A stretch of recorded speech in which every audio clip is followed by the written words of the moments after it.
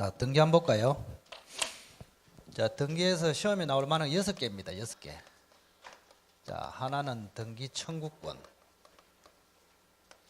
자, 두 번째는 중간 생략 등기. 중간 생략 등기. 자, 세 번째는 이중 보존 등기. 물건은 공부하기 좋은 게 딱 테마별로 정리를 하시면 됩니다. 네 번째는 무효 등기. 무효 등기의 유용. 유용은 한 번 더 써먹자. 전용이란 말입니다. 전용. 살리자 이런 뜻이죠. 다섯 번째는 등기되어 있으면 몇 가지가 추정된다. 추정력. 그 다음에 필요에 따라서는 순위 보존을 위해서 임시로 등기한다. 가등기가 있습니다. 이렇게 6개. 자, 우선은 등기 청구하고 중간 생략 등기를 합치면 100% 출제됩니다. 100%. 그 다음에 3번하고 4번 요거는 한 문제로 나오지 않고 지문에 등장할 수가 있습니다. 크게 중요하진 않다 이 말입니다. 자, 추정량하고 가등기도 포함하면 100% 출제됩니다. 어쨌든 간에. 자, 그래서 어쨌든 공부해야 해야 될 내용은 6개인데 그 중에서 1번하고 2번, 5번, 6번을 좀 집중을 하시자 이런 이야기입니다. 등기 청구권. 자, 우선은 등기 청구권 보겠습니다. 자, 갑이 토지를 을한테 팔았습니다. 이렇게 1억으로 매매를 했습니다. 3월 1일 날 이렇게. 자, 우선은 매매로서 을이 소유권을 취득하고자 하기 때문에 등기를 해야 취득합니다. 맞죠? 아까 배웠습니다. 법률 행위로 취득, 등기해야 된다. 자, 우선은 첫째 질문. 갑하고 을 중에서 누가 등기합니까? 갑하고 을 중에서 누가 등기해요? 등기는요, 등기관이 합니다. 등기관이. 우리가 등기하는 게 아니야. 우리는 등기 신청하는 것입니다. 그래서 여러분이 취미를 하냐 안 하냐 그걸 테스트하기 위해서 제가 물어봤습니다. 아무 때나 생각하지 말고 생각을 하시면서. 자, 등기는 등기관이 하고, 다만 갑하고 을은 등기소에 가서 등기 신청을 합니다. 등기해달라고.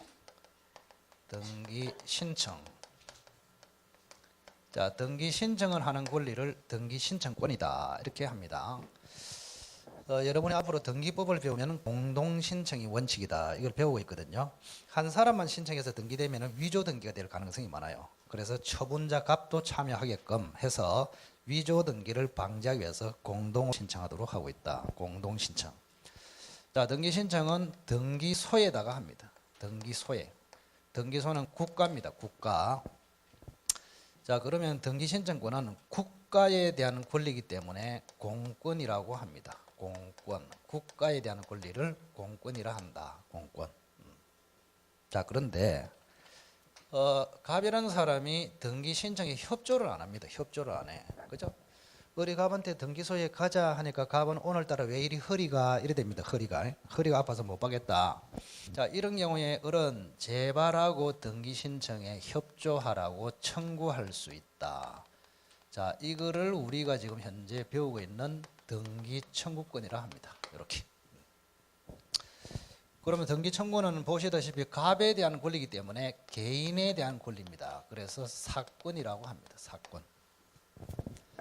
자, 사가 들어가면 민법에 적용을 받고 공이 들어가면 등기법에 적용을 받습니다. 그래서 앞으로 여러분이 등기법을 공부할 때는 등기 신청권 그게 중요하고 민법 배울 때는 등기 청구권 그게 중요하고. 무슨 말인지 알겠죠? 요거는 구체적으로는 누구한테 등기법 선생님한테 요거는 저한테 이렇게 된단 말이에요. 자, 그러면 등기 청구는 뭐 하고 공부하느냐? 첫째, 자, 이게 채권적이냐? 채권적 청구냐? 물권적 청구냐? 이걸 배워요. 자, 어렵지 않습니다. 채권자로서 청구하면은 채권적이고 물권자로서 청구하면은 물권적입니다. 그러면 자, 채권적일 때는 잘 보세요. 채권적일 때는 10년간 등기 청구를 안 하면 등기 청구는 소멸해 버립니다. 그거 하려고 지금 공부한단 말이에요. 자, 그래서 등기 청구권 중에서 채권적인 청구권은 10년의 소멸시효에 걸린다. 그 말은 10년 안에 등기 청구를 안 하면 등기 청구는 소멸한다. 이런 이야기입니다. 그런데 물권적 청구가 되면 특히 물권 중에서 소유권에 대한 물권적 청구의 성질을 가지면 소멸시효 자체에 걸린다 안 걸린다? 안 걸린다. 100년 지나도 괜찮다. 이런 이야기입니다. 그걸 이제 우리가 배워야 됩니다. 자, 채권자로서 청구하면은 채권적, 물권자로서 청구하면은 물권적. 그래서 등기 청구권의 성질은 채권적일 수도 있고 물권적일 수도 있다. 자, 채권적에 들어가면서 시험에 나올 만한 게 딱 세 가지입니다. 첫째, 지금 위 그림입니다. 매수인의 등기 청구권, 매수인의 등기 청구권. 요 매수인의 등기 청구권이 별 4개입니다. 굉장히 중요합니다. 전원합의체 판결까지 있습니다. 자, 그 다음에 취득시효 다음 주에 배우거든요. 취득시효 완성자. 완성자라는 말은 등기하기 전에 완성만 해놓은 사람을 완성자라 합니다. 완성자의 등기청구권, 요거는 별 3개. 그 다음에 세 번째는 부동산 임차인 또는 환매권자, 환매에서 배웠습니다. 환매권자의 등기청구권. 자, 이거는 중요하지 않습니다. 그냥 채권적 청구에 들어가네 그것만 알고 있으면 됩니다. 그래서 이 두 가지를 정확하게 알고 있어야 된다. 자, 현재 그림은 매수인의 등기 청구권입니다. 그래서 매수인의 등기 청구권은 자, 채권적입니다. 채권적. 왜 의뢰한 사람은 아직까지 물권자입니까? 채권자입니까? 채권자죠. 등기를 안 했기 때문에 채권자. 그럼 채권자로서 등기를 청구하기 때문에 등기 청구는 채권적이다. 따라서 원칙적으로 10년의 소멸시효에 걸린다. 이 말이에요. 10년에. 10년 안에 등기 청구를 안 하면 등기 청구는 소멸한다. 그러나 중요한 판례가 있어요. 다만 인도받아서 점유하고 있으면 소멸시효에 걸리지 않는다. 그래서 매수인이 토지를 넘겨받아가지고 지가 점유를 하고 있어. 지가 점유를 하고 있으면 100년이 가더라도 소멸하지 않는다. 이 말입니다. 자, 그 다음이 중요해요. 자, 을이 점유하다가 을다시한테 팔아먹었어. 그럼 을한테 점유가 넘어갔어. 그럼 을의 점유는 없어졌죠. 자, 을이 점유하다가 점유를 상실했단 말이에요. 상실하면 어떻게 되겠느냐. 이게 가장 중요해. 우리 판례는 상실하더라도 여전히 걸리지 않는다. 이게 대법관 14명 전원이 나와서 판결한 전원합의체 판결입니다. 이렇게. 자, 정리합시다. 매수인의 등기청구는 채권적이다. 따라서 10년의 소멸시효에 걸린다. 다만 인도받아서 점유하면은 걸리지 않는다. 점유하다가 상실해도 걸리지 않는다. 됐죠? 그거까지. 자, 요게 우리 공인 중개사 시험에 2번, 사법고시에 3번 이렇게 출제됐다. 워낙에 중요하다. 자, 그다음 완성자의 등기청구는 완성자의 등기청구는 매수인의 등기청구는 딱 하나가 차이나. 자, 완성자의 등기청구도 채권적이다. 따라서 10년의 소멸시효에 걸린다. 다만 점유를 하고 있으면 걸리지 않는다. 그 다음이 틀려. 완성자의 등기청구는 점유를 상실하면은 이제는 걸린다. 이렇게 달라집니다. 이렇게. 그래서 그 차이를 아느냐, 그거를 출제위원이 굉장히 테스트하고 싶어하나. 자, 공통점이 뭐라고요? 아무 소리 없으면 10년의 소멸시효에 걸린다. 또 점유하면은 안 걸린다. 거기까지는 같아요. 근데 그다음 점유하다가 상실하면은 매수인은 걸리지 않고 완성자는 걸리고 이래 된단 말이에요. 됐습니까? 연습 잘했어요. 연습하는 것만이 살 길이다. 이거 딱 기억하시고. 중개사에 몇 번 나왔다고? 2번. 사법고시에 몇 번? 3번. 누가 3번 했다까이? 2번, 3번 이렇게 출제. 그만큼 그러니까 출제위원회는 바보가 아니야. 굉장히 중요한 것은 꼭 내고 싶어 한다니까. 보고. 그 선생으로서 제일 중요한 거는 출제위원회에 들어갔을 때 뭐를 중시해서 테스트하고 싶으냐. 그걸 선생이 알고 있어야 된단 말이에요. 그래 헛다리를 짚지 않지. 대단한 거 가르쳐가 되는 게 아니다. 자, 그다음 물권자 청구 요거 연습합시다. 물권자 청구. 자, 요거는 한마디로 이야기하면은 실체. 실체와 등기가 불일치할 때 발생하는 등기 청구권이 물권적 청구입니다. 대표적으로 예를 들겠습니다. 예, 잘 보시기 바랍니다. 자, 갑이라는 사람이 토지를 가지고 있습니다. 자, 을한테 지금 1억으로 팔았습니다. 잘 보시기 바랍니다. 3월 1일 날 이렇게. 자, 토지가 넘어갔습니다. 자, 을 앞으로 이전 등기를 해서 을이 완전히 소유자가 됐습니다. 자, 그런데 요 매매가 실효됐습니다. 실효. 자, 실효가 무슨 뜻일까? 자, 한자 그대로는 효력을 상실했죠. 그럼 실효 사유는 세 가지입니다. 무효, 취소, 해제. 됐죠? 무효, 취소, 해제. 그걸 실효 사유 이렇게 부릅니다. 자, 하나 물어보겠습니다.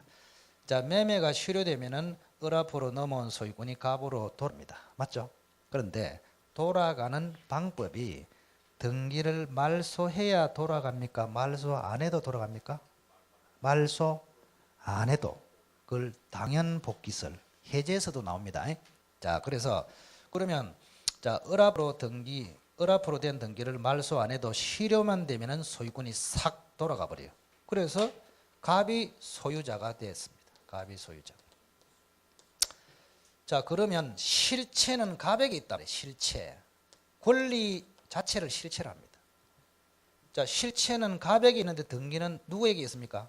을 앞으로 돼 있잖아요. 그러면 실체와 등기가 일치한다, 불일치한다? 불일치하잖아요. 자, 불일치하면 가만 놔둬야 된다, 일치시켜줘야 된다. 일치시켜야 되죠. 일치시켜주려면 이거를 말소해서 갑으로 돌려줘야 된다 이 말입니다. 따라서 이때 갑은 소유권에 비해서 말소 등기 청구권을 가진다 이 말입니다. 말소 등기 청구권을 가진다 이런 얘기입니다. 말소 등기 청구권. 그러면 갑의 말소 등기 청구권은 성질이 채권적이다, 물권적이다? 물권적이죠. 왜? 갑은 이미 소유자로서 물권자입니까? 물권자로서 등기를 청구하기 때문에 물권적이다. 그것도 소유권에 대한 등기 청구이기 때문에 결국 소멸시효에 걸립니까? 영원히 안 걸립니까? 영원히 안 걸린다. 그래서 갑은 100년이 지나도 등기 청구는 소멸하지 않습니다. 굉장히 중요한 차이단 말이에요. 이게. 자, 그러면 여러분들이 앞으로 조금 이거는 하나의 힌트인데 힌트. 우리 물권법에서 지문에 제일 잘 나온 게 말소 청구할 수 있다 없다 있다 없다 이게 계속 나와요 지문에. 그러면 여러분은 간단하게 말소 청구는 오로지 이분만 할 수 있습니다. 누굽니까? 소유자만. 이걸 반드시 기억해야 됩니다. 자, 말소 청구는 누가 한다? 소유자. 그것만 딱 가지고 있으면은 소유자가 아닌 놈이 말소 청구할 수 있다. 그럼 X. 무슨 말인지 알겠죠? 됐습니다. 자, 그리고 이런 경우도 있어요. 여기 보세요. 등기부를 그려볼게요. 등기부를 딱 그려보자. 다른 학원에서는 등기부 안 그려주는데 이건 이상하게 등기부를 그리고 싶네. 희한하네. 자, 1, 2, 3. 자, 갑이라는 사람이 여기 있고 을이라는 사람이 있다 이 말입니다. 그죠? 현재 이 그림을 그대로 등기부에 나타내고 있습니다. 자, 그러면 지금 갑으로 등기 명의를 회복하잖아요 지금. 맞죠? 소유자가 갑이기 때문에 을 앞으로 된 등기를 갑으로 가져와야 됩니다. 그럼 가져오는 방법은 말소가 원칙이에요.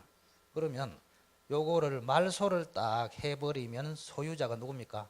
갑으로 되잖아요 이렇게. 그래서 말소단 말이에요. 말소. 등기부에서 보면 그래서 을 명의의 등기를 말소하니까 갑으로 싹 명의가 회복한다 이런 이야기입니다. 그런데 이렇게 안 해도 돼요. 이렇게 안 해도. 이렇게 안 하고 3 해가지고 갑 1회 해버려도 돼. 예? 을에서 갑으로 다시 이전 등기를 해버려도 된단 말이에요. 그래서 을을 말소해서 갑으로 회복시키거나 을로부터 이전을 받아서 갑으로 하거나 같아요. 그러면 자, 여기는 을에서 갑으로 이전할 때는 매매가 있습니까 없습니까? 없잖아요. 요것 때문에 지금 하고 있잖아요. 그죠? 그래서 이거는 결국에는 진정 명의 회복 때문에 갑으로 이전 등기를 가져오는 것입니다. 이런 등기를 뭐란다? 진정 회복 명의 진정 명의 회복을 원인으로 하는 이전 등기 이렇게 부릅니다. 앞으로 말소 등기하고 같은 말이 뭐라고? 진정 명의 회복 이전 등기 같은 말이단 말이에요. 그래서 말소를 함으로써 갑으로 회복하나 을에서 갑으로 이전해서 회복하나 결국에는 같다 이 말입니다. 자, 그럼 하나 물어볼까요? 진명이 회복을 원인으로 이전 등기를 청구할 수 있는 사람은 오로지 누구다? 소유자. 같단 말이야. 말소 등기 주체도 오로지 소유자. 진정명의 회복 이전 등기 청구 주체도 오로지 소유자. 그 두 가지를 곁들여서 가르쳐 주겠습니다. 자, 그다음 중간생애 등기를 볼까요? 중간생애 등기. 그러니까 핵심을 팍 찔러 보면은 별로 어렵지가 않다 이 말입니다. 중간생애 등기. 요거는 등기로 보면은 중간생애 등기라 하고 매매로 보면은 미등기 전매 사건이다. 이렇게 보면 미등기 전매 사건. 자, 그림을 잘 보세요. 자, 갑이라는 사람이 2억짜리 토지를 을에게 지금 팝니다. 1억으로 팔아요. 숫자도 좀 여러분들은 다 쓰지 마시고 우선은. 그래서 2억짜리가 을 앞으로 넘어갔어. 근데 을이라는 사람은 다시 병한테 팔았습니다. 2억으로 팔았습니다. 이걸 전매라고 합니다. 전매. 그래서 2억짜리 토지가 병으로 지금 넘어갔다. 이런 이야기입니다. 자, 그러면 잘 보시면 병이라는 사람은 어쨌든 전매도 매매 아닙니까? 그죠? 매매로 취득하기 때문에 등기해야 됩니까? 안 해야 됩니까? 해야 됩니다. 그럼 병이 어떻게 하면은 소유권을 취득할 수 있느냐? 이게 이제 주제단 말이에요. 자, 병 앞으로 등기해야 돼. 그럼 등기를 하는 방법은 정상적으로 갑에서 을로 이전 등기, 을에서 병으로 이전 등기 하면 되잖아요. 그죠? 근데 그래 하지 않고 요놈의 을이 자기 앞으로 등기를 안 하고 전매를 해버렸단 말이에요. 이걸 뭐라고? 미등기 전매. 미등기 전매. 그래서 등기는 바로 해붙다 이 말입니다. 이걸 뭐란다? 중간 생략등기. 중간 명의를 생략하고 최초 매도인으로부터 최종 매수인으로 바로 했다. 이거라고 중간 생략등기. 이래 해도 병은 소유권을 취득하느냐 이런 이야기입니다. 이게 중간 생략등기 문제다. 자, 우선은 자, 앞으로 여러분이 물권법에서 사례 문제가 나왔어. 그럼 최소한 3명이 등장해. 3명이 등장하면은 중간에 있는 놈이 있잖아요. 그죠? 중간에 있는 놈은 딱 이런 생각을 해. 시험장에 갔을 때 항상. 자, 읽어봐라. 죽일놈이다. 예. 요것만 알아도 90%는 답이 보입니다. 중간에 있는 놈은 죽일놈이다. 벌써 죽일놈이다. 이게 보세요. 자, 을은 2억짜리 토지를 1억에 샀다. 1억 벌었죠. 등기 안 했죠. 취득세 떼먹었죠. 등기 안 하고 팔았죠. 양도세 떼먹었죠. 재벌이다, 재벌. 굉장히 나쁩니다 말이에요. 그래서 다 떼먹고 이게 어디 갔느냐? 하와이 또 호놀룰루에 가 있다. 호놀룰루. 이름도 굉장히 어렵습니다. 여기서 서핑 보트 타고 야단입니다 지금 어른. 그런 생각을 해라 이 말입니다. 그런 생각을. 자, 그러면 이렇게 갑에서 병 앞으로 바로 등기한다. 중간 생략 등기 허용하냐? 이런 이야기입니다. 자, 첫째 1번. 자, 이미 병으로 중간 생략 등기가 돼버렸어. 지금처럼. 돼버렸다면은 허용됩니다. 유효입니다. 따라서 병은 소유권 취득합니다. 자, 왜 그러냐? 우리가 중간 생략 등기는 금지되거든요. 부동산 특별조치법 2조 8조로 보면은 하지 마라 이렇게 돼 있어. 근데 하지 마라는 그 금지 규정을 우리 대법원은 단속 규정으로 보고 있습니다. 단속 규정. 단속 규정 뜻이 뭔지 압니까? 효력 규정하고 단속 규정하고 반대죠. 효력 규정은 위반하면은 효력을 안 줘. 근데 단속 규정은 위반하더라도 효력은 줘. 대신에 단속돼, 처벌돼 이런 이야기입니다. 그러면 단속 규정에 위반했기 때문에 효력은 줍니다. 즉 유효입니다. 다만 단속 차원에서 뭘 받는다 말입니까? 처벌받는다. 과태료 받는다. 이런 게 과태료 받는다. 과태료는 작습니다. 다행히. 그래서 끊임없이 이 짓 하고 있습니다. 밖에서 과태료가 작아가지고. 왜? 이렇게 하는 게 훨씬 이익이 크거든. 이렇게 하면 1억을 남기는데 과태료는 100만 원 나오고 이런단 말이에요. 그러니까 전신에 위반했단 말이에요. 전신에. 만약에 대법원에서 이걸 효력 규정으로 봐버렸다. 그럼 이거 허용된다 안 된다? 안 돼요. 그죠? 그래서 금지 규정을 단속 규정으로 봤기 때문에 단속 규정에 위반하더라도 등기 자체는 유효이다. 다만 처벌받는다. 따라서 병은 소유권을 취득한다. 자, 그다음 두 번째. 자, 병 앞으로 아직 등기가 안 됐습니다. 이때 병이라는 사람이 갑에게 내 앞으로 중간 생략 등기를 직접 하라고 청구할 수 있겠느냐, 이게 훨씬 더 중요해요. 자, 병이라는 사람이 갑에게 을한테 넘겨주지 말고 내 앞으로 바로 등기를 해라, 이렇게 직접 청구할 수 있겠냐 이 말입니다. 중간 생략 등기 직접 청구가 되겠느냐. 자, 원칙은 안 됩니다. 안 돼요. 자, 그러나 예외적으로 되는 경우도 있다. 예외가 중요하겠죠. 두 가지가 있습니다. 세 사람이 그렇게 하기로 합의했을 때, 합의. 전원의 의사 합치가 있을 때, 삼자 합의. 자, 삼자 합의, 요거는 느슨한 형태의 합의를 이야기합니다. 세 마리가 모여가지고 머리 꽝, 이게 아니고 갑하고 을, 을하고 병, 병하고 갑, 이렇게 합의해도 괜찮다, 순차적으로. 자, 삼자 합의가 있거나 또는 두 번째, 요즘은 두 번째가 이제 잘 나옵니다. 채권 양도 플러스 갑의 동의가 있어도 된다, 이런 판례가 있습니다. 자, 이게 무슨 말인지 보겠습니다. 자, 을에도 갑에 대해서 등기 청구권이 있고요, 병은 을에 대해서 등기 청구권이 있습니다. 자, 을의 등기 청구권은 채권입니까, 물권입니까? 채권이죠. 을은 지금 물권자가 아니잖아요, 그죠? 채권입니다. 그러면 병이 을의 채권을 양도받아 가지고 갑에게 직접 청구할 수 있다, 이런 이야기입니다. 뭐라고요? 을의 갑에 대한 등기 청구권, 채권을 병이 뭐해서 양도받아서 갑에게 직접 청구할 수 있다. 그게 채권 양도다, 이 말입니다. 그러면 하나 물어볼까? 양도의 당사자는 누굽니까? 갑하고 을입니까? 을하고 병입니까? 아, 을하고 병. 오, 천재다, 천재. 훌륭합니다. 오늘은 10시 반에 집에 가겠다. 느낌. 병. 그러면 을하고 병이 채권 양도했죠. 그러면 을하고 병은 합의했죠. 그럼 여기에 맞추려면 한 사람을 합의하면 되죠. 그래서 누가 나머지 갑이 동의를 하면은 삼자 합의처럼 된다, 이런 이야기입니다. 그런데 만약에 시험에 갑의 동의가 아니고 갑에게 통지하고 직접 청구할 수 있다, 그러면 OX, X. 통지 정도는 합의 개념이 안 들어간다, 이 말입니다. 알겠죠? 그래서 갑의 동의를 받아야지 갑에게 알려주는 것만으로는 삼자 합의 역할을 못하기 때문에 반드시 갑의 동의를 받아야 삼자 합의처럼 직접 청구할 수 있다, 됐습니다. 자, 그 다음 요 두 개가 없어. 자, 삼자 합의도 없고 채권 양도 갑의 동의도 없어. 그러면 청구할 수 없자 그랬잖아요, 그죠? 청구할 수 없다. 그러면 이런 경우는 병은 어떤 대책을 세워야 되느냐, 이런 이야기입니다. 지금 삼자 합의도 없고 채권 양도도 없어. 그럼 병은 갑에게 직접 청구를 못 하잖아요. 그러면 을이 갑한테 청구해서 을 앞으로 가져오고 또 병이 을한테 청구해서 병 앞으로 가져오고 정상적으로 가져올 수밖에 없잖아요. 근데 정상적으로 가져오기 상당히 힘들어. 왜? 을이 갑에게 등기 청구를 해야 을 앞으로 오잖아요. 을 앞으로 와야 병이 을한테 청구할 수 있잖아요. 근데 을이 갑한테 등기 청구를 할까요, 안 할까요? 안 해. 어디가 있습니까 지금? 호놀룰루. 어? 1만 원 돈 떼먹고 세금 떼먹고 날랐는데 관심이 없어 지금. 그래서 을이 갑에게 등기 청구를 안 합니다, 기본적으로. 안 해요. 바보 아니면 안 해. 그래서 병은 깝깝하단 말이야. 을이 갑한테 청구해서 을 앞으로 가져와야 지가 을한테 청구해서 가져온다, 이 말입니다.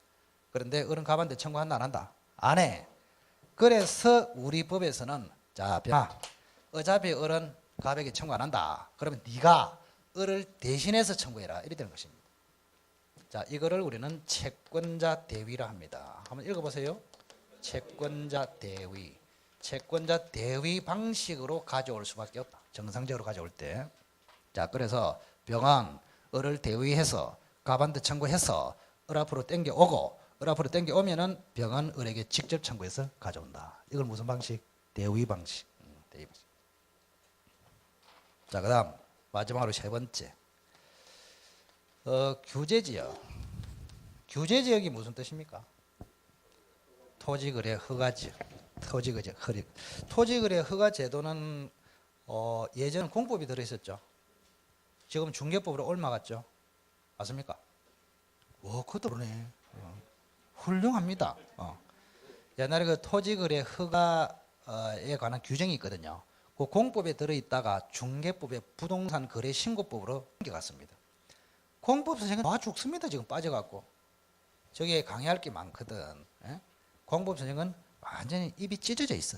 중개법으로 확 하면서 신기를 확 냅니다. 지금은 공법에서 중개법으로 옮겨갔다 이 말이에요. 토지거래 허가. 자, 규제지역은 토지거래 허가지역입니다. 자, 규제지역에서는 중간 생략 등기는 무조건 금지됩니다. 무조건. 자, 무조건이야. 노래도 있다. 노래도.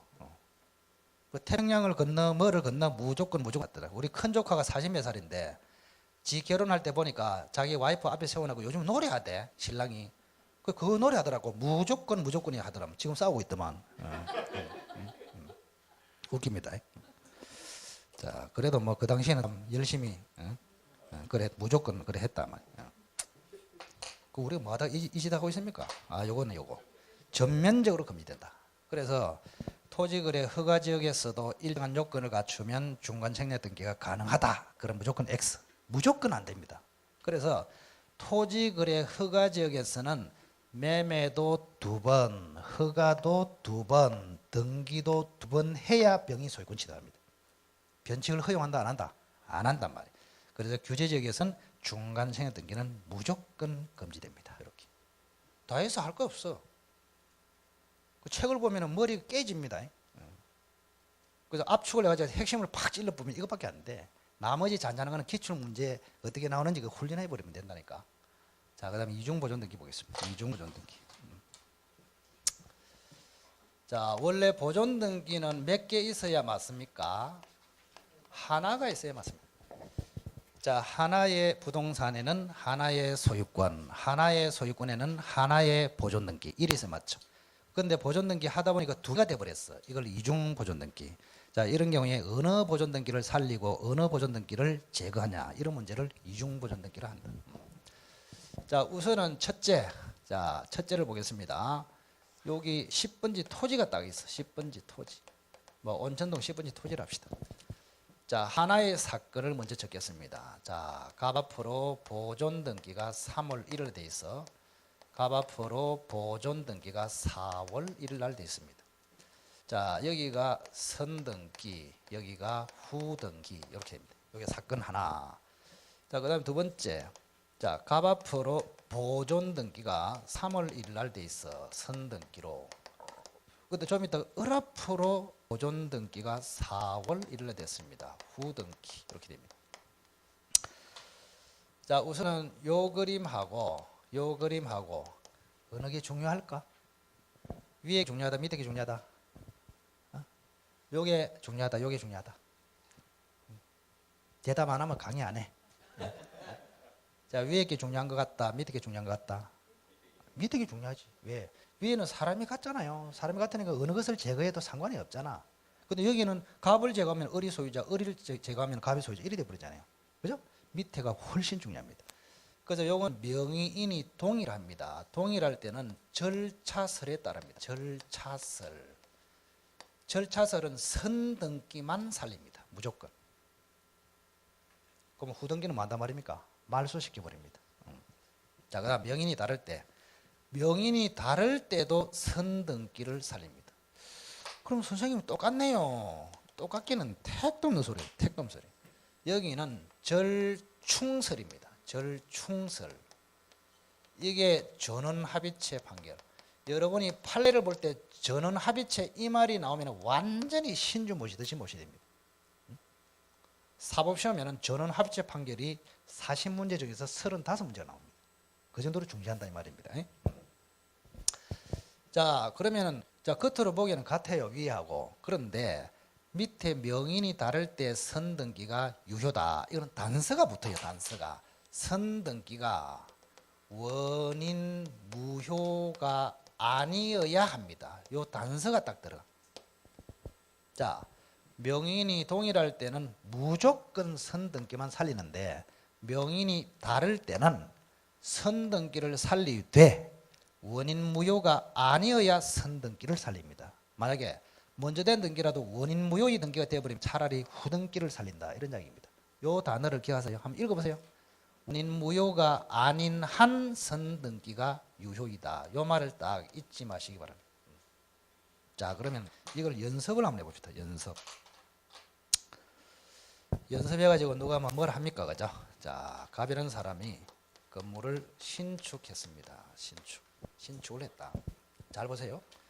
자, 신축을 해가지고 을 앞으로 1억으로 팔았어. 3월 1일 날. 자, 신축을 하면은 무슨 등기합니까? 보존 등기하죠. 자, 을이 사서니까 무슨 등기합니까? 이전 등기해요. 그런데 이게 잘 안 생겨. 잘 안 생기는데 가끔 생깁니다. 자, 을 앞으로 이전 등기해야 되는데도 보존 등기가 되는 경우가 가끔 있다 이 말입니다. 가끔. 자, 그럼 보존 등기 몇 개입니까? 2개. 여기는 3월 1일, 여기는 4월 1일 이래 됐단 말이에요. 명인이 같습니까? 다릅니까? 다르죠. 이래 됐습니다. 자, 그러면 자, 아까 이야기했습니다.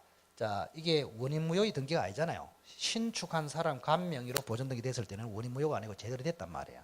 그러면 이거를 살리고 이거를 죽인다 이 말이죠. 그래서 요거는 살리고 요거는 죽인다 이런 이야기입니다. 그럼 을은 웃기죠. 을이 돈 주고 샀는데도 보존 등기 해버리면은 소유권 취득이 된다 안 된다? 안 된다. 이 을을 뭐랍니까? 축구 바보 오토바이 이래 부릅니다. 알겠죠?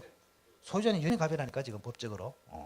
자, 그러면 다시 갑이 지금 자기 앞으로 보존 등기 돼 있음을 기화로 갑 다시한테 다시 팔아버렸어.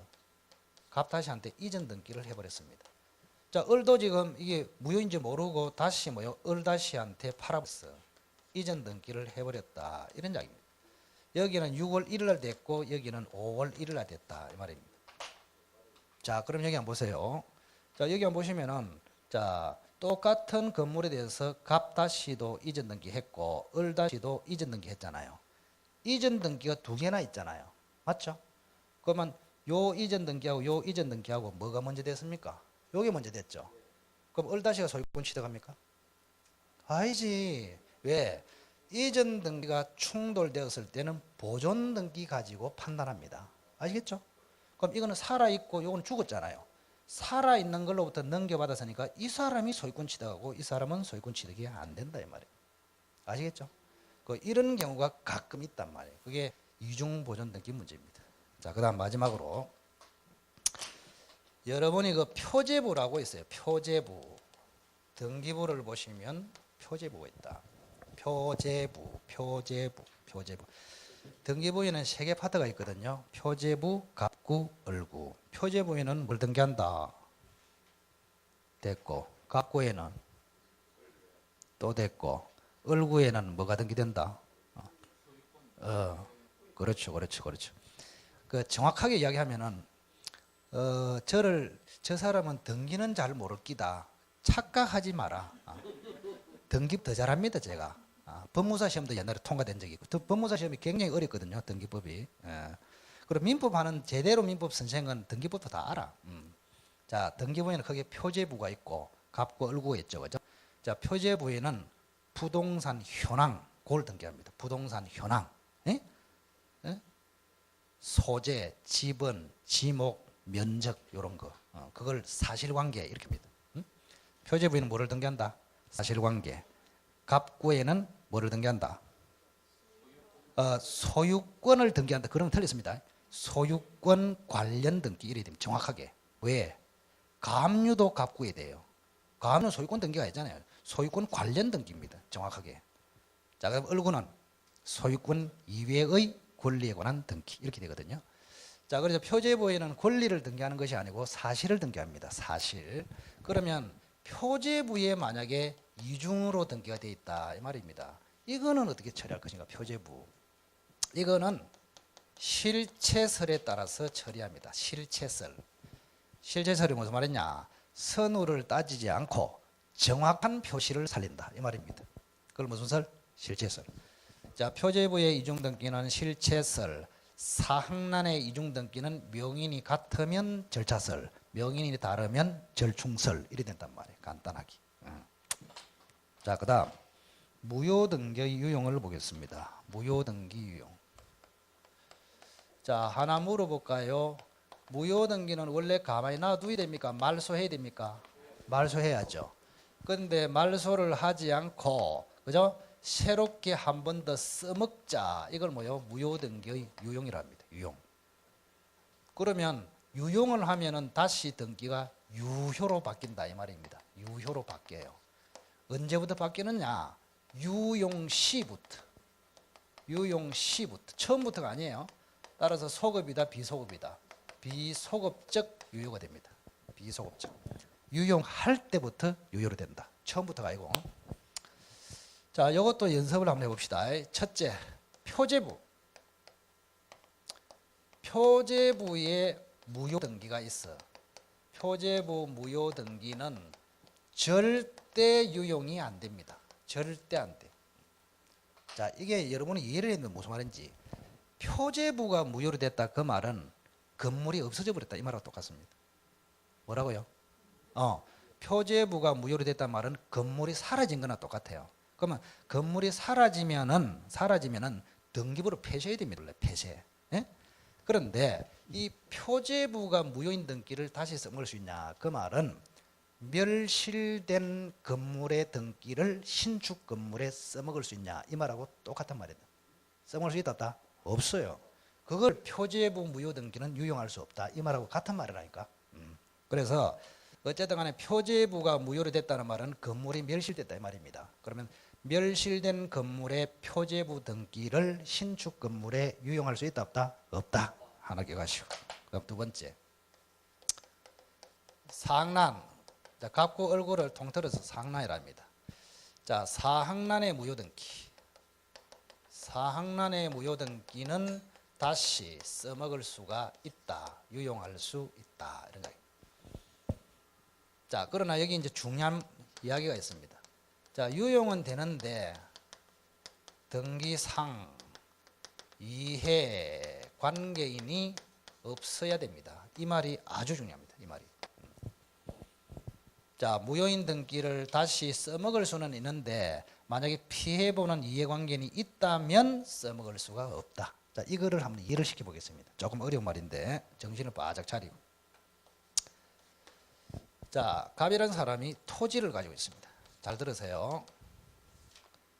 자, A라는 사람이 돈을 빌려줬어. 그리고 저당권을 잡았습니다. 저당권 등기를 3월 1일 날 했습니다. 그러면 A라는 사람은 채권자입니다. 채권자이면서 저당권자. 자, 갑은 돈을 빌렸죠. 뭡니까? 채무자이면서 저당권 설정자이다 이 말입니다. 자, A는 1억을 대여했습니다. 지금 이렇게. 자, 지금부터 설명을 잘 들으시고. 자, 1년간 빌려서 1년간 써라. 근데 1년이 되는 차에 갑이 갚아버렸어. 변제를 했어.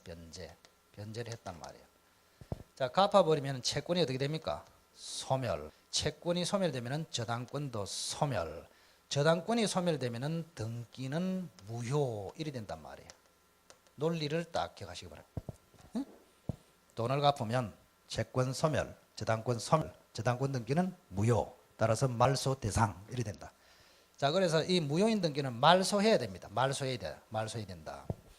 그러면 이게 이제 만약에 무효가 된 시점이 만약에 8월 1일 날 무효가 됐다고 봅시다. 8월 1일 날 무효가 됐어.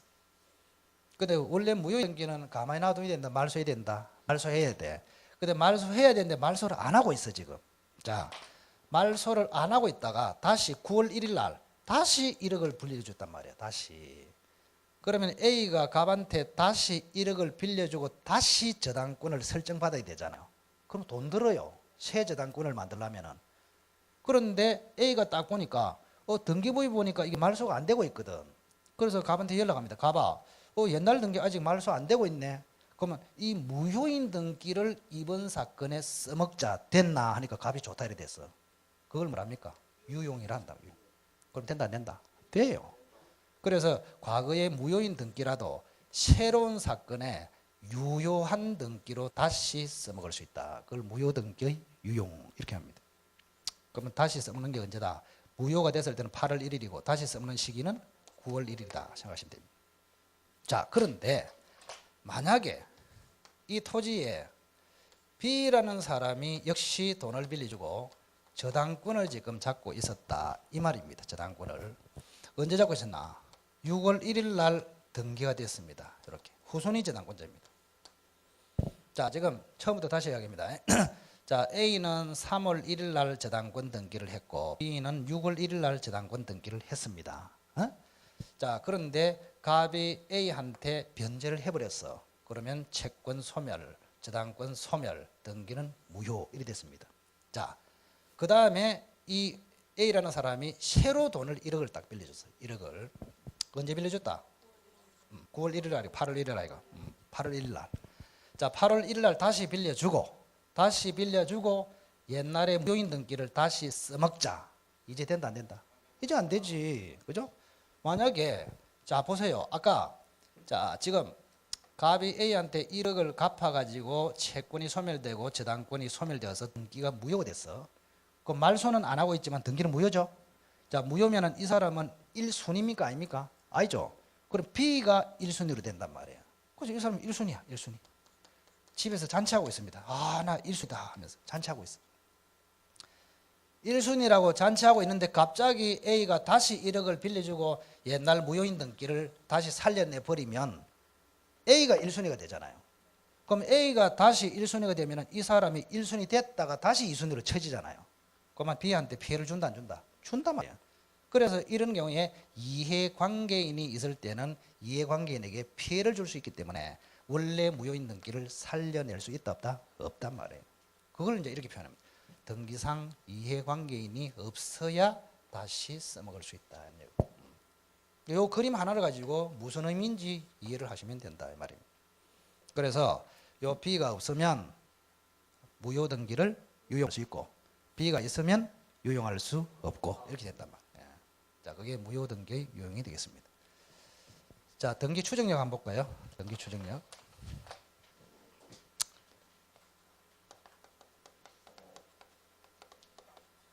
자, 우리 민법에는 추정력이라는 말이 굉장히 많이 나옵니다.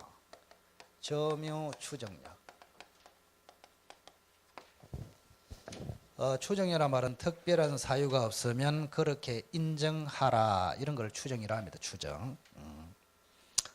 자, 이 말은 등기된 사람이 뭔가를 인정받는 힘, 점유하는 사람이 뭔가를 인정받는 힘 이런 이야기입니다. 그러면 여기는 부동산을 전제로 합니다. 부동산. 그럼 여기는 뭐를 전제로 한다? 동산을 전제로 한다. 그러면 이런 이야기입니다. 동산의 경우에는 점유하는 자가 권리자로 인정받는다. 이런 이야기입니다. 그러니까 부동산은 뭐한 자가? 등기된 자가 권리자로 인정받는다. 가장 쉽게 이야기할 때. 자, 그럼 예를 들어 볼까요? 만약에 여기 보세요. 갑하고 을하고 시계가 하나 있는데 서로 내 시계다 이렇게 하면서 싸우고 있어. 법원에서는 다툼이 있다 표현을 이렇게 합니다. 서로 내 시계다 이래 하고 있어. 자, 그런데 판사가 가만히 보니까 갑은 시계를 차고 있고 을은 강력한 입만 들고 왔습니다. 판사가 딱 봤을 때. 그러면 차고 있는 갑하고 입만 가지고 있는 을하고 판사가 봤을 때 누가 소유자로 인정됩니까? 차고 있는 사람. 이걸 뭐란다? 점유 추정력. 무슨 말인지 알겠죠? 자, 부동산의 경우에는 점유가 중요하다, 등기가 중요하다. 등기가 그 등기된 사람이 이제 권리자로 인정을 받는다. 그게 등기 추정력입니다. 자, 여기 한번 봅시다. 자, 우선 첫째는 등기 추정력이 인정이 안 되는 등기 네 가지를 딱 기억해야 됩니다. 네 가지. 가장 쉽게 출제됐을 때. 자, 등기는 등기인데 추정력이 없는 등기가 있습니다. 자, 하나는 가등기. 가등기. 자, 하나는 사자 또는 허무인으로부터 넘겨받은 등기. 사자가 무슨 뜻입니까? 사자. 죽은 사람. 허무인은 어느 학원에 가니까 허무인 하니까 마음이 허무한 사람이라더라. 그죠? 자, 사자는 존재했다가 죽은 사람. 허무인은 처음부터 존재하지 않은 사람. 아시겠죠? 세 번째는 표제부. 자, 표제부에는 뭐가 등기된다 했습니까? 사실관계. 추정은 권리하고 관련되어 있습니다. 사실하고는 추정하고 관련이 있다 없다? 없어요. 그래서 표제부 등기에는 추정력이 없습니다. 그 다음 네 번째 이것도 약간 암기를 하세요. 동일 접수번호의 등기. 동일 접수번호. 접수번호는 같을 수가 절대 없습니다. 그런데 동일한 접수 번호가 있다. 그런 등기는 무조건 추정력이 없습니다. 자, 요 네 가지를 딱 기억하세요. 자, 등기법에서는 요거 이상 있는데 민법은 이거를 벗어나지 않습니다. 딱 네 가지. 자, 추정력이 없는 건 네 가지 한번 해보자. 가등기, 사자 또는 허무인 등기, 또 표제보 등기, 또 동일 접수 번호의 등기. 간단하게. 자, 두 번째, 추정력의 범위를 보겠습니다. 범위. 자, 범위는 두 가지가 있습니다. 첫째는 객관적인 범위, 객관적인 범위. 두 번째는 주관적인 범위. 객관적인 범위는 어느 사건에 미치느냐 이런 이야기고, 주관적이라고 하는 누구에게 미치느냐 이런 이야기입니다. 추정력의 범위. 자, 예를 한번 들어볼게요. 자, 갑이 건물을 신축했습니다. 을한테 지금 1억으로 팝니다. 매매 3월 1일 날. 그래서 을 앞으로 이전 등기를 했단 말이에요. 자, 그러면 을 앞으로 이전 등기를 하면은 세 가지가 추정됩니다. 그게 객관적인 추정력의 범위입니다. 세 가지. 예. 자, 하나는 소유권이 을에게 귀속된다고 인정됩니다. 첫째, 그걸 권리 귀속 추정 이렇게 합니다. 두 번째, 자, 을은 매매를 원인으로 소유권을 취득하고 있죠. 그러면 이 매매를 등기 원인이라 합니다. 그래서 등기 원인도 적법하다고 추정됩니다. 그 다음 세 번째, 자, 을 앞으로 등기를 하면은 등기관이 바로 등기를 찍는 것이 아니고 절차가 쭉 있어요. 신청하고 심사하고 뭐 하고. 그러면 등기 절차도 적법하다고 인정을 받습니다. 그 세 가지. 자, 세 가지. 하나는 권리 적법 추정. 하나는 등기 원인도 적법하다고 추정. 세 번째는 등기 뭐도 절차도 적법하다고 추정. 이걸 객관적인 범위랍니다. 세 가지. 자, 그래서 다시 한번 봅시다. 자, 을 앞으로 등기되어 있으면 소유권 이전 등기가 되어 있으면 소유권이 적법하다고 인정이 된다. 그걸 뭐요? 권리 적법 추정. 매매도 적법하다고 추정된다. 등기 원인 적법 추정. 등기 절차도 법에 저촉되지 않고 이루어졌다. 즉 절차 적법 추정 이렇게 부릅니다. 세 가지가 추정됩니다. 자, 만약 이게 이제 소유권 이전 등기가 아니고 저당권 등기다. 그러면 저당권이 있다고 추정되고, 또 저당권이 있으면 앞에 채권이 있죠. 채권이 있다고 추정되고 이래 됩니다. 그걸 권리 적법 추정 이렇게 부릅니다. 자, 저당권으로 등기되어 있으면 저당권이 적법하다고 추정. 저당권의 앞에 있는 피담보 채권의 존재가 적법하다고 추정 이렇게 된단 말이에요. 그걸 객관적인 추정이라 합니다. 그보다는 시험은 이게 잘 나와요. 주관적 추정. 자, 요거는 제3자에게 추정력을 주장할 수 있느냐, 또는 당사자에게 추정력을 주장할 수 있느냐. 자, 연습합시다. 자, 여기 병이라는 사람이 제3자입니다. 제3자가 갑자기 나타나더니 내 집인데 이리 됐어. 이리 됐단 말이에요. 자, 을하고 병하고 재판에서 싸웁니다. 지금 느닷없이 병이라는 놈이 나타나가지고 내 집이다 이리 됐어. 재판이 딱 붙었단 말이에요. 그러면 을은 내 앞으로 등기돼 있기 때문에 내가 소유자다 이렇게 제3자에게 추정력을 주장할 수 있다 이런 얘기. 자, 그 다음 이런 경우도 있어요. 여기 한번 보세요. 자, 갑하고 을이 합의해가지고, 원래는 갑 앞으로 무슨 등기 합니까? 보존 등기 하죠. 보존 등기 하고 을 앞으로는 이전 등기 해야 맞잖아요.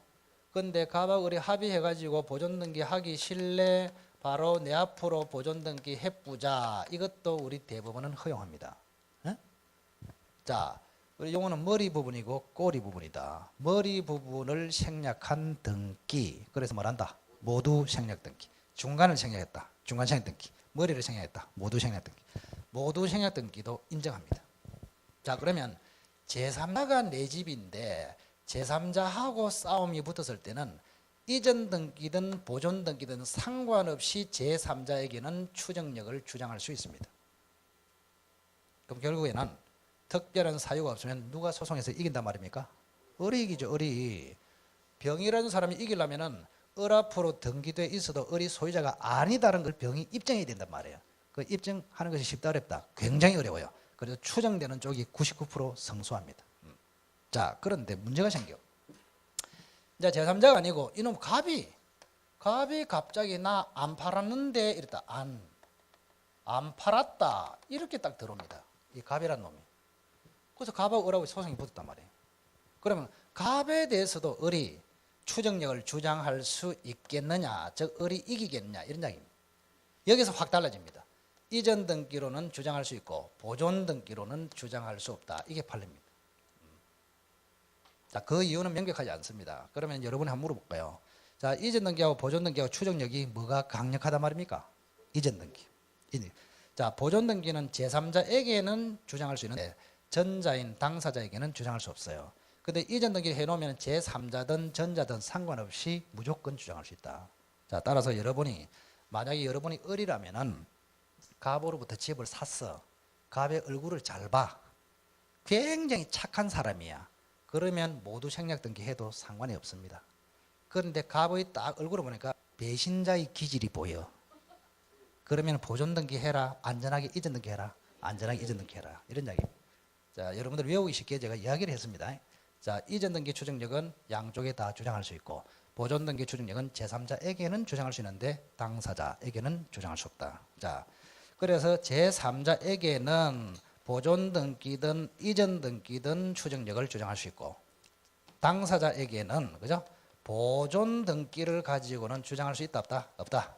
이전 등기를 가지고는 주장할 수 있다. 이렇게. 그다음 세 번째. 자, 세 번째는 추정력의 부수적인 효과라는 말을 이해해야 됩니다. 무슨 말인지 부수적인 효과. 자, 우선은 여기 한번 봅시다. 자, 갑 앞으로 이전 등기가 되어 있었습니다. 이전 등기. 그런데 을이 샀어. 자, 을 앞으로 이전 등기가 됩니다. 이렇게. 자, 을이 매매를 합니다. 제가 이제 주로 보존 등기, 이전 등기 이렇게 많이 쓰는데 주로 사회에서는 이게 더 많죠. 왜? 신축한 건물을 사는 것보다는 계속 거래가 일어난 거를 사는 거 아닙니까? 그죠? 그래서 갑의 이전 등기를 했고 원래 소유자고 이제는 을이 지금 소유자가 됐습니다. 자, 그럼 여기서 뭐냐? 잘 보세요. 자, 을이라는 사람이 갑의 토지를 살 때는 그냥 삽니까? 등기부를 봅니까? 등기를 봐요. 등기부를 보니까 갑의 이름으로 등기가 딱 돼 있단 말이에요. 그러면 자, 을은 등기부를 보기 때문에 을이라는 사람은 등기 내용에 대해서는 알고 있는 것으로 자동적으로 추정이 돼 버립니다. 이걸 악의 추정이라 합니다. 자, 등기는 보라고 있죠.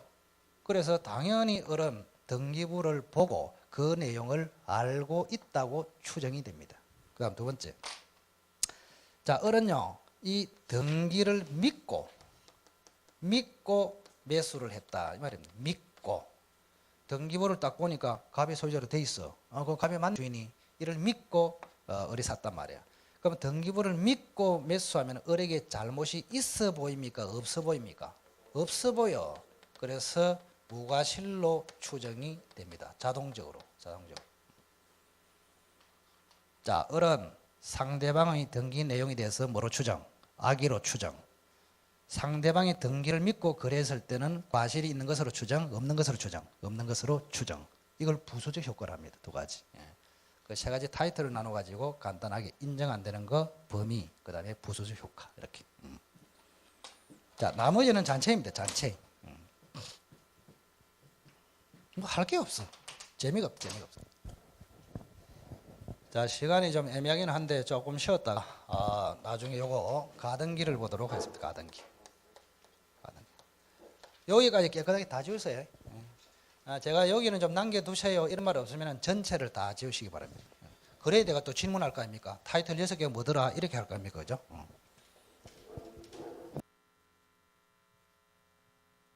그 복사물 나오는지 누가 사무실에서 좀 물어보지. 나중에 또 까먹고 그 알바가 안 줄란가? 모르겠다.